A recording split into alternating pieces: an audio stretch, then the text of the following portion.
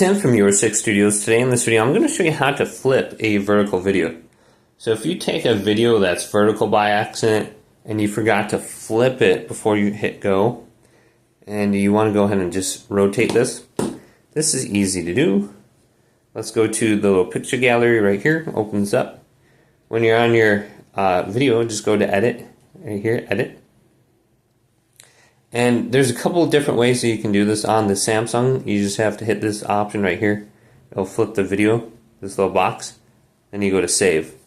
Now this is going to be a vertical video. On your other Android phones, it could be a little bit different. So for this one, for example, if we go to edit or something like that, there should be an option to flip it. So you can see all the different options on the top. I can rotate it or flip it right here.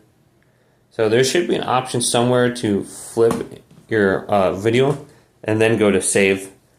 Now we can go back to it and we can delete the original one that's vertical, and then we only have our horizontal video.